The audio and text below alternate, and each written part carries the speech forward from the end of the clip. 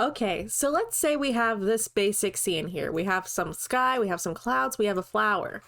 Each piece is also on its own layer, and I have all the layers named here.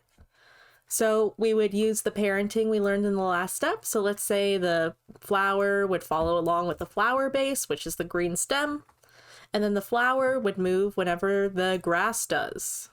And the clouds would also move with the background. So we would kind of drag and drop to make some parenting like that.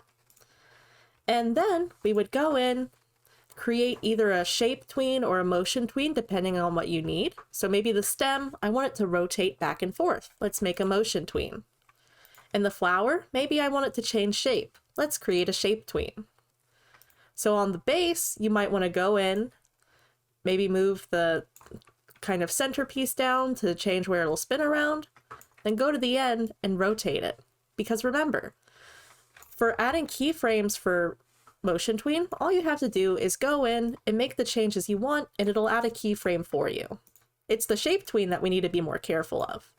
So we have this simple animation now where it rotates back and forth, and you can go back in and adjust it if you ever feel like it's too much.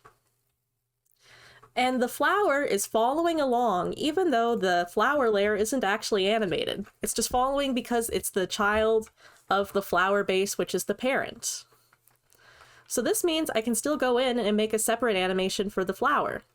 So I could go to the final keyframe here, go ahead and insert a keyframe on the flower layer. And I might go in and use my brush tools and eraser tools to change the shape of the petals a bit. So I might want to maybe delete the current flower shape and draw in a new shape, maybe where the petals get sharper, just to kind of see how that would look as a shape tween. So I'll go around, draw this new flower, and fill it in. It looks like I accidentally left a gap open there, so I might want to use my brush to fill in that last part. So I'll just go ahead and make sure I have this solid shape here. And what you'll see happen is the animations will kind of combine.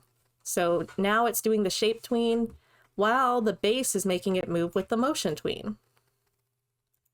So by layering our parts together and then parenting them to move them around, you can start making more complicated animations with lots of moving pieces without having to do all of the movement every time.